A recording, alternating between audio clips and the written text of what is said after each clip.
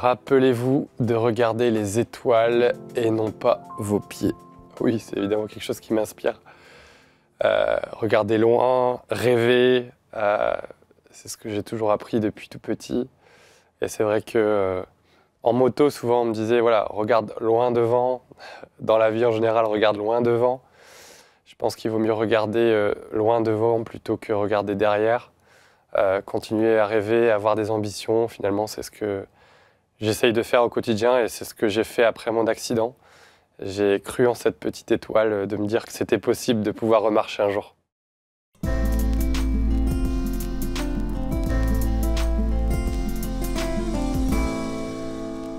Axel Alétru, bonjour. Bonjour. Merci d'avoir accepté notre invitation. Vous êtes, j'ai envie de vous présenter rapidement, mais tout le monde vous connaît déjà, puisque ce livre exceptionnel chez Albin Michel, oui, qui donne des rudiments presque éducatifs pour devenir un homme qui regarde de l'avant et toujours rebondir, est publié chez Albin Michel. Donc vous avez 35 ans, vous êtes né à Lesquin, dans les Hauts-de-France. Vous avez tout de suite, très vite, été identifié par votre père comme justement un fort potentiel pour faire de la vitesse, pour faire devenir pilote automobile et de motocross. Vous avez commencé par le BMX. Oui. Et c'était si important pour vous et si, disons, naturel pour vous que vous êtes devenu un des champions d'Europe très tôt, dès 6 ans. Je crois que vous avez une première, dès l'âge de 6 ans, oui, comme Mozart. À Genève, vous obtenez votre premier titre de champion d'Europe.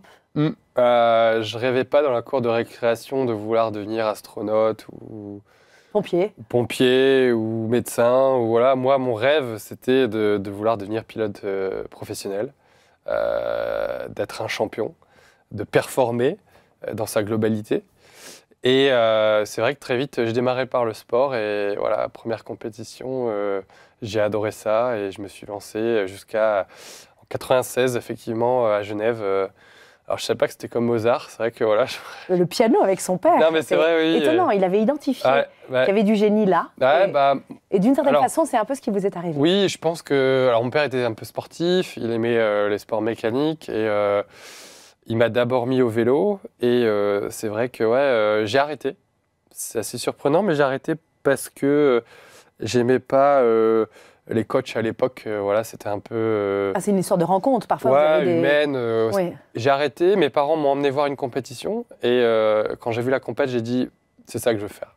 Donc de la moto. Et donc j'ai repris et voilà, j'ai performé jusqu'à... Et vous avez même suspendu vos études à un moment donné pour pouvoir vous donner pleinement à cette activité. Alors c'est vrai que le motocross, c'est difficile de concilier sport et études à la fois. C'est beaucoup de déplacements, c'est beaucoup de développement sur les motos, etc. Donc du coup, à un moment, on doit faire des choix de vie, des choix de carrière, poser le pour, le contre, des parents qui m'ont laissé face à mes propres responsabilités, qui ne m'ont pas obligé à continuer les études, mes parents qui avaient confiance en moi, qui savaient que je me donnais à 200%. Et donc le choix de stopper les études était arrivé assez rapidement, précoce, 15 ans. C'est pas précoce, vous aviez quand même... Voilà. 15 ans, c'est jeune pour arrêter les études, non? Oui, mais je crois que j'ai lu dans votre biographie que vous avez fait une escale par les Pays-Bas. À un moment donné, vous avez presque monté une sorte d'activité de mécanique, d'ingénierie mécanique avec un partenaire.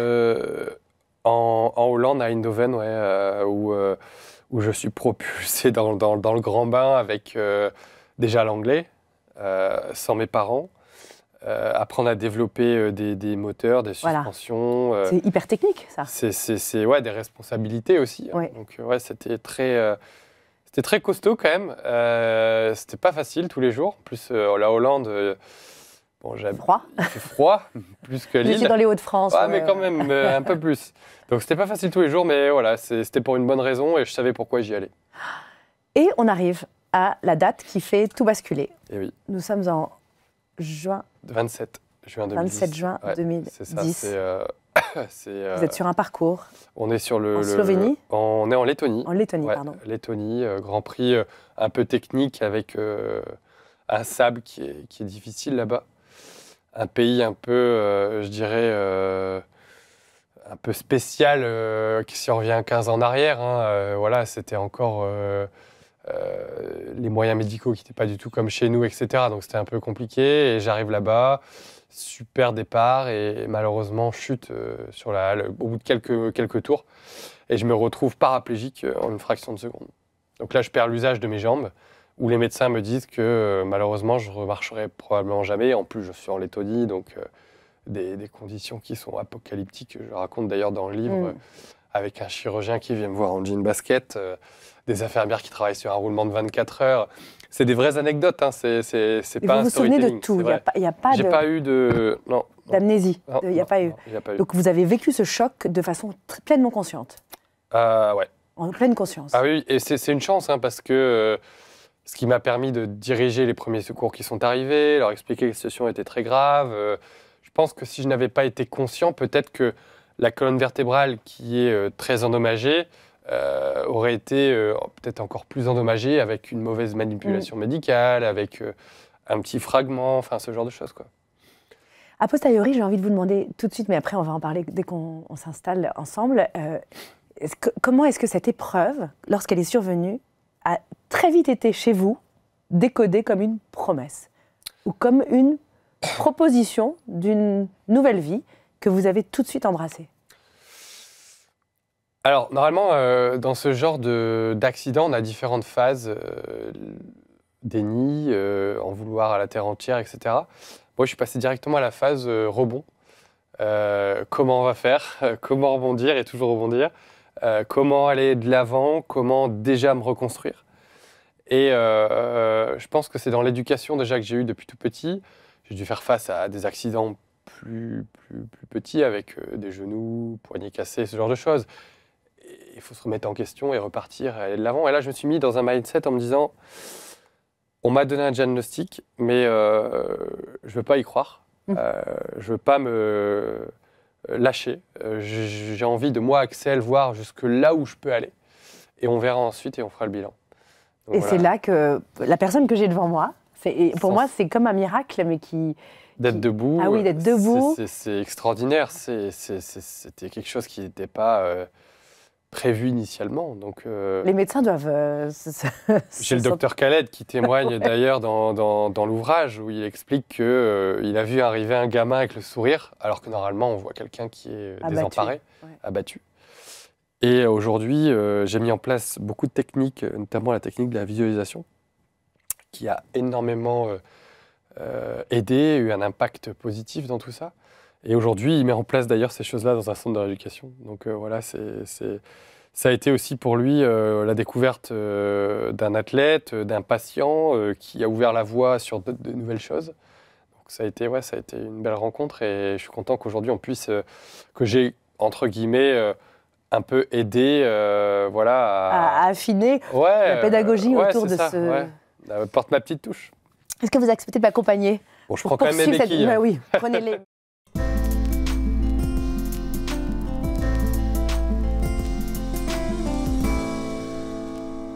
Axel Alétru, un personnage semble très important dans votre itinéraire, c'est celui de votre père. Est-ce que vous pourriez le décrire en 3 ou 4 phrases pour qu'on comprenne ce qu'il a semé dans votre personnalité qui aujourd'hui vous est si utile? Mon père m'a toujours dit, au lieu de parler, parfois il vaut mieux écouter et s'enrichir des autres et après mettre en application. Pour moi, remarcher, on voit une perspective différente sur la vie, donc on a un prisme différent, profiter de l'instant présent, ces choses-là que parfois on met de côté, qu'on oublie. Et ça, c'est grâce à une épreuve qui finalement met un coup d'arrêt à cette espèce de façon de vivre sans se rendre compte qu'on est vivant, qu'on a une bonne santé, etc. Du jour au lendemain, là, vous avez pris conscience qu'il y avait quelque chose qui... Alors, j'en avais conscience déjà, mais c'est vrai que quand vous êtes, et tout le monde peut l'être, dans un monde effréné où on enchaîne le boulot, tout s'enchaîne. Et d'efficacité, de performance. Voilà. Oui. Et même moi, en tant que pilote, remporter une compétition, ça devenait pas banal, mais je veux dire, on savourait pas, on passait déjà à la prochaine échéance. Et c'est normal, les athlètes sont comme ça. Et aujourd'hui, c'est vrai que profiter de cet instant présent, je pense que c'est important. Et ce que j'ai fait au Dakar, d'ailleurs, après l'accident, où quand on était sur le podium, je me suis dit, voilà, faut vraiment profiter maintenant. Et c'est des choses que je faisais pas forcément avant. Et c'est un peu, voilà, l'éducation, c'est la pression des managers qui nous ont fait arriver là, c'est tout. Oui, mais alors justement, tout ce que vous découvrez après l'accident, c'est aussi cette singularité de votre éducation par votre père, qui est une éducation où on ne s'écoute pas soi-même de façon abusive. On n'est pas centré trop sur ce qui ne va pas. C'est ça? C'est un homme qui vous met tout le temps en mouvement vers l'avenir, non? Oui, plutôt que de... Oui, au lieu de regarder... de se morfondre. Ouais, sur soi et se dire... Ouais. Après, voilà, mon père est assez perspicace, c'est comme ça.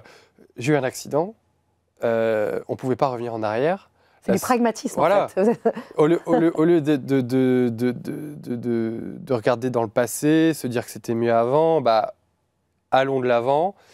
Je me suis dit dans ma tête, de toute façon, le pire est derrière moi. Et c'est vrai, ce que j'ai vécu en Lettonie, on en parlait tout à l'heure, c'était catastrophique, c'était apocalyptique. Et c'est vrai que quand je suis arrivé en France, je me suis dit, de toute façon, ça ne peut pas être pire, je ne pourrai que progresser sur cette situation. Et se mettre déjà dans un mindset comme ça, bah, vous met déjà en mouvement pour commencer la rééducation en se disant, bon, maintenant, voilà, on se prend 2 ans. Sur ces 2 ans, on verra jusqu'où on peut aller. Mais on va faire le maximum. On va faire le maximum ensemble et on fera un bilan au bout de ces 2 ans. Mais en tout cas, maintenant, ce n'est pas le moment de se dire, ah, c'était mieux avant, ah, j'ai eu un accident. Il n'y a pas de temps à perdre. C'est maintenant qu'il faut se mettre en action. Vous avez 2 garçons, 2 enfants pour le moment, avec Charlotte, une femme que vous avez rencontrée il y a une dizaine d'années. Qu'est-ce que vous souhaitez leur transmettre de plus singulier et qui serait l'héritage de votre histoire? Quelle est la qualité que vous aimeriez qu'ils développent le plus? Il y en a tellement que j'aimerais bien donner. Oui, ils en ont beaucoup, j'ai l'impression. Ils sont en régie, là. Alors, c'est bateau de dire ça, mais j'ai envie de dire que tout est possible. Et vraiment, surtout à leur âge, croire en leurs rêves, que tout est possible. Je pense que c'est ce que j'aimerais leur faire prendre conscience. Et c'est ce que mes parents m'ont inculqué. Et je l'ai prouvé avec cette rééducation. Et je pense que quand on se dit que tout est possible, ça ouvre énormément de portes. Et ça nous dit que, bah voilà, même s'il y a des gens qui vont dire c'est pas possible, même si... je ne sais pas, dans les livres, l'éducation, les réseaux sociaux, on n'a pas été à nous dire « Ah bah non, c'est pas possible de faire ci, de faire là ». Et pourquoi pas? Et donc, il n'y a pas de place pour la peur chez vous? Il n'y a pas de place pour l'angoisse, pour l'inquiétude? La peur? De quoi parlez-vous? Mais non, mais la peur... la peur d'échouer, la peur de faire tout ça pour rien. Il n'y a pas de place dans votre psychologie. Moi, ça me passionne parce que c'est comme si c'était un peu... C'est assez exceptionnel, ça. La peur... La peur de se dire d'avoir des regrets, de se dire pourquoi on l'a fait. Non, je pense que quand on a conscience de pourquoi on le fait, vous savez, tout le monde a un why. Vous avez un why, j'ai un why. C'est quoi un why? C'est pourquoi? Why, c'est le pourquoi. Pourquoi on se lève tous les matins? Pourquoi vous vous levez tous les matins? Qu'est-ce qui me met en mouvement? Qu'est-ce qui vous anime? Moi, l'amour, l'envie Les enfants, la famille, le job, le travail, c'est tout. Professionnel, personnel, c'est les deux à la fois. Et je pense que quand on a ce why, et on se dit, bah voilà, pourquoi je me lève tous les matins pour telle chose, tel objectif, on donne du sens à sa vie. Et quand tu donnes du sens à sa vie, on sait pourquoi on se lève chaque matin et on n'a pas de regrets. On se dit, voilà, c'est tout. Je vais prendre l'exemple, je spoil un peu le livre et toujours rebondir avec Albin Michel, mais je me suis levé, vous savez, tous les matins à 5h30 pendant presque 5 ans de ma vie pour aller nager. 5 km le matin, puis ensuite 5 km le soir, 6 fois semaine. Ce qui est quand même... 6 jours sur 7, j'ai lu ça aussi. 6 jours sur 7. Incroyable. Ce qui est quand même très costaud. Donc on fait beaucoup de sacrifices. Le soir, on rentre, on ne voit pas les amis parce qu'on est fatigué. Tout à la force des bras. Hein. J'ai récupéré une petite mobilité au niveau des jambes, mais grâce à cet entraînement, j'ai pas de propulsion. Donc j'ai sacrifié tout pour ça et je me retrouve 2 mois avant les Jeux paralympiques pour me dire, bah non, finalement, vous n'irez pas aux Jeux paralympiques parce qu'on vous change de catégorie. Est-ce que j'ai eu des regrets? Non. J'ai profité de cet instant présent, j'ai eu des moments magnifiques, j'ai rencontré des nouvelles personnes, j'ai créé des nouvelles opportunités. Et en commençant, peut-être que ça pouvait arriver, mais je me suis lancé quand même, parce que c'était ma passion, c'était l'envie de performer, et voilà. Et aujourd'hui, bah voilà, non, la peur... on peut avoir peur pour tout, vous savez. Oui, et vous décidez de passer à côté de la peur. Je décide de le prendre autrement, je dirais. Voilà. De la contourner et d'aller vers l'avenir et le positif. Ces Jeux paralympiques en natation que vous n'avez pas couru, est-ce que vous continuez à convoiter quand même des championnats, des titres de champion là dans vos... Dans d'autres disciplines? Dans d'autres disciplines. Alors oui, j'ai notamment donc fait le Dakar en 2020 que j'ai pu remporter devant les valides. Une question qui me revient souvent, on me dit Axel, est-ce que tu n'avais pas peur? Voilà, j'ai dit... J'avais pas peur parce que je savais dans quoi je m'engageais, de quelle manière, risque mesuré aussi. Il ne faut pas savoir que je suis une tête brûlée. Je ne suis pas quelqu'un qui se dit « Oh tiens, je me lève, je vais faire le Dakar », non. Puis ensuite, l'enduro du Touquet. Alors là, c'était l'apothéose. L'apothéose parce que vous avez... remonté sur une moto 14 ans après l'accident. Ligne droite. 6 km de ligne droite, 170 km/h. Le projet le plus dur de ma carrière, ça a été fou. Et je pars deuxième devant ces 1300 pilotes et je saute dans les bras de mon mécanicien avec qui j'avais eu l'accident. Donc ça a été assez extraordinaire. Ouais. Mais voilà, encore une fois... Il y a encore des défis tout le temps. Et je crois savoir aussi que vous transmettez cette passion des défis. Vous avez déjà un fils qui a moins de 6 ans, qui a 5 ans, et qui est déjà à bord d'un kart. Qu'est-ce que c'est que cette histoire C'est l'histoire peut-être d'une vie, on ne sait pas. C'est une histoire de famille avec Charlotte, avec César, qui est son petit frère. Ensemble, voilà, on a présenté différents sports, tennis, natation, sport mécanique. Ils ont baigné, ils m'ont accompagné aussi... comme ici, mais à l'enduro du Touquet à l'époque. Donc, ils m'ont vu sur la plage, allongé sur la moto, voilà, je suppose. Et c'est vrai qu'aujourd'hui, il aime bien la compétition, il veut aller peut-être très loin, j'en ai conscience, et pourquoi pas l'accompagner? Pourquoi pas réaliser son rêve, qu'on soit ensemble, qu'on vive ces moments de famille. Vous le disiez tout à l'heure peut-être... qu'on aura des regrets, mais moi, des regrets. Est-ce qu'on pourrait avoir des regrets en se disant, si on n'y arrive pas, on a fait tout ça pour rien? Bah non. C'est des moments toujours ça de prix. Ensemble. C'est des moments où on apprend la discipline, on apprend à être à l'heure, on apprend à se dépasser, on voyage grâce au sport, ce que j'ai eu la chance de faire avec le BMX à l'époque, déjà très jeune. J'étais jusqu'en Australie avec mes parents, j'avais 6 ans. Ils vous accompagnaient vraiment au jour le jour comme ça, ils vous secondaient complètement. À 6 ans, c'est normal. En même temps, j'essaye. Et vous transmettez la même... Avec toute humilité, j'essaye de faire de mon mieux. Et alors, cette nouvelle vocation aussi de conférencier qui transmet son savoir-faire, son savoir-vivre et sa façon de réagir aux épreuves, est-ce que vous sentez que dans la génération à laquelle vous vous adressez, la génération des jeunes salariés, des jeunes entrepreneurs, etc., c'est ce goût du risque, ce goût du rebondissement, ce goût d'aller toujours dépasser ses limites, c'est quelque chose qui est en train d'un peu de s'étioler avec... Alors, je dissocierais peut-être un petit peu les choses. Goût du risque, je ne sais pas si ça s'est perdu, peut-être. Je dirais qu'aujourd'hui, les jeunes, mais je reste jeune, j'aime pas dire jeune. Oui, je suis d'accord. Les gens comme nous. Non, mais je dirais les gens d'une vingtaine, enfin les prochains, les étudiants qui après arriveront sur le marché du travail, voilà. Et je dirais qu'on a plus une génération où les gens veulent vivre peut-être l'instant présent, mais différemment, parce que, je sais pas, peut-être moins en faire.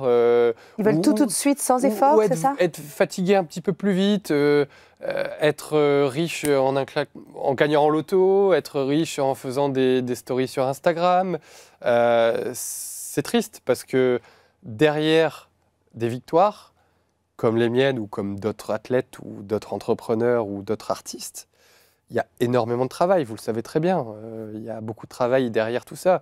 On n'arrive pas au sommet par hasard. Et ça, je pense que la nouvelle génération a du mal à comprendre. Et c'est un peu les réseaux sociaux qui nous inculquent ça. On pense que la personne, l'athlète, le conférencier a commencé il y a 6 mois et qu'il est devenu le meilleur en 6 mois, alors qu'il y a énormément de travail, énormément d'échecs. Une endurance, une sorte d'endurance. Énormément de moments où l'athlète ou l'entrepreneur ou qui que ce soit baisse les bras, mais il ne lâche rien. Et je pense que sur l'endurance, comme vous dites, pour aller jusqu'au bout, ne rien lâcher, fait que parfois, il y en a un qui sort, voilà, et on réussit des belles victoires et des belles histoires qui inspireront d'autres. Et justement, c'est ça que le dernier point que vous soulignez, c'est ça qui est fascinant, c'est que c'est quelque chose qui, c'est comme si c'était contagieux, ce sens du défi. Je dirais que ce goût de la... J'aime pas trop le mot résilience, parce que c'est un terme un peu... On a utilisé un peu... trop utilisé, galvaudé, et probablement qui a perdu beaucoup de sa saveur. Mais rebondir, c'est intéressant. D'ailleurs, je vous félicite de ne pas avoir versé vers le mot résilience dans votre titre. Et toujours rebondir, c'est beaucoup plus dynamique, en fait. Mais et quelque chose dans vos conférences sème, d'après ce que j'ai entendu, quand même de l'espoir et de l'espérance. Vous ne trouvez pas que ça veut dire qu'il y a quand même une soif dans notre époque de discours comme le vôtre et de témoignages comme le vôtre qui donnent envie de se dépasser et justement de renoncer à la facilité du tout de suite. On a tous besoin de modèles. J'avais besoin de modèles à l'époque. Les jeunes ont besoin de modèles. Les moins jeunes ont besoin de modèles. Et c'est comme ça, c'est l'humain. On est tous inspirés en voyant des gens qui ont réussi de grandes choses ou même pas. Je dis souvent en intervention, on est tous des héros du quotidien. Alors moi, je suis mis en lumière, en avant, mais d'autres personnes sont des héros du quotidien. Se lever tous les matins, aller travailler, être femme de ménage, se lever à 4 heures pour aller... Voilà, on est tous des héros du quotidien. Mais je pense qu'on a besoin d'un souffle de positivité au quotidien. Et c'est ce que j'essaye de faire avec mes interventions. Est-ce que ça ne vous a pas rendu trop narcissique, trop... Non, c'est en toute humilité. Mes questions sont délibérément... Quoi? Je pose des questions un peu dures parce que ça m'intéresse de savoir. Est-ce que ça vous a transformé dans votre personnalité d'être très mis en lumière? Je sais que tout peut s'arrêter du jour au lendemain. Et j'en suis la preuve en elle-même. Hein. J'étais au top du championnat du monde avec une longue carrière qui est devant moi. Et je me retrouve une personne handicapée en une fraction de seconde.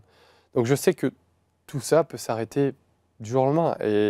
Et aujourd'hui, en toute humilité, quand je partage mes interventions en entreprise, je dis voilà, je ne suis pas là pour vous faire une leçon. Je suis quelqu'un qui a été rechercher des ressources. On a tous ces ressources en nous. J'ai utilisé la fameuse technique de la visualisation. C'est quoi exactement? Une technique qui vous projette dans le futur avec une image mentale que vous souhaitez réaliser. 3 fois 3 minutes par jour. Enfin voilà, j'explique un peu plus en détail dans le livre, mais c'est vraiment je veux marcher. Une technique qui... Alors attention. Ou je me vois marcher. Il y a des gens, parce que parfois je reçois sur les réseaux sociaux des gens, non, on ne marche pas avec la visualisation. Il y a une nuance. Oui. Mais ça aide beaucoup. Voilà. Parce que selon les lésions, vous pouvez avoir une lésion complète de la colonne vertébrale. Jamais vous pourrez marcher, même avec la visualisation. Mais on a prouvé avec l'Institut de Lyon, avec des neuroscientifiques, on pouvait avoir des impacts sur nos muscles. Pour vous dire un petit ordre d'idée, on a fait travailler des patients qui ne travaillaient pas physiquement leurs muscles, mais juste mentalement pendant 3 mois. Et ces patients-là récupéraient, je crois que c'était 8% de plus de masse musculaire sans travailler. Juste avec le mental, vous imaginez? Ouais. C'est incroyable. Ça veut dire qu'on a le mental a un pouvoir réellement sur l'endroit le plus matériel de nos corps. C'est fascinant. Et clairement. Donc, visualisation, vous avez vraiment développé cette technique. Et vous diriez que c'est une technique qui peut s'appliquer à tout. Ça peut être pour préparer un oral devant des gens, ça peut être pour un discours, ça peut être pour un marathon, ça peut être pour visualiser la vente de sa maison, ça peut être vraiment pour trouver l'amour, ça peut être pour toute chose.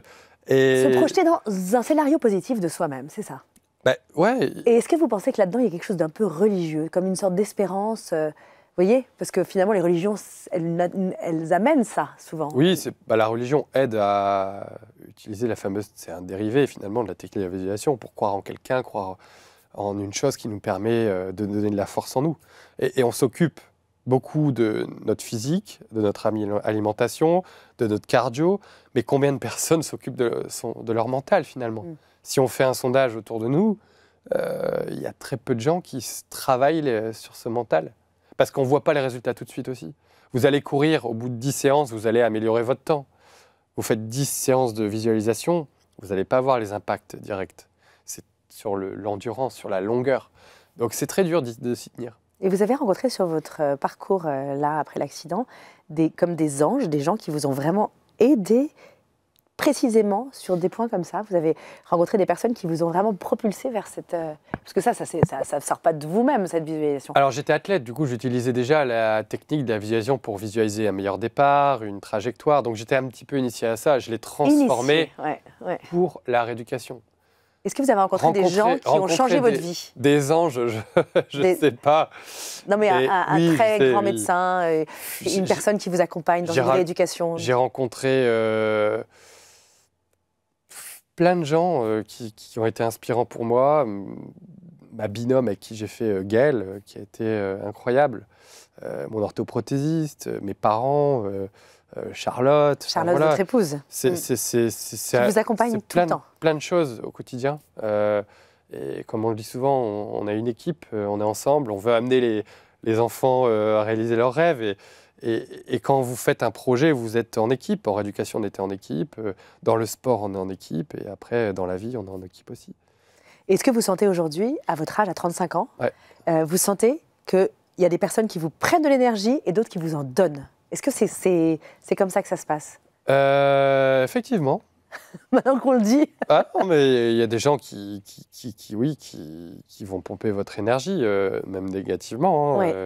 Et il faut savoir identifier ceux qui vous en apportent. Ne pas tomber dans cette spirale négative avec eux, ce qui pourrait nuire à votre mental. Et tout ça, en rééducation, j'ai dû y faire face parce qu'il fallait... et en entreprise, c'est pareil. Si vous avez quelqu'un qui est négatif au quotidien, 6 jours sur 7, du matin au soir, vous avez beau être fort mentalement. À un moment donné, quand, je sais pas, vous avez un coup de mou, vous êtes un peu malade, vous stagnez sur certains points, bah vous pouvez tomber dans cette négativité avec cette personne-là. Vous savez, c'est plus facile d'être plusieurs négatifs que tout seul. Donc les personnes négatives essayent de vous emmener avec eux dans leur négativité. Pourquoi? Pour se rassurer eux-mêmes qu'eux n'ont pas réussi, par exemple. Oui, qu'ils ne sont pas seuls et qu'on est tous dans la même galère. Ouais. C'est plus facile d'être En tout cas, je témoigne, moi, puisque ça fait quelques dizaines de minutes que nous sommes ensemble, que vous transmettez une énergie assez... J'allais dire, j'espère que je ne pompe pas votre énergie, mais que je vous en donne. C'est l'inverse. Moi, j'aimerais bien partir pour plusieurs émissions de suite avec vous. Merci infiniment d'avoir accepté notre invitation. Je rappelle le titre de votre livre. Et toujours rebondir. Axel Alétru, vous l'avez coécrit avec Peggy Olmy, qui a une plume qui est extraordinaire. C'est fluide, facile à lire. Qui a réussi à retranscrire, c'est important. Précisément ce qui vous habitait. Ouais, vous vous reconnaissez dans ce livre, c'est magnifique. une histoire de rencontre aussi, Peggy, donc voilà, c'est magique. Et c'est publié chez Albin Michel.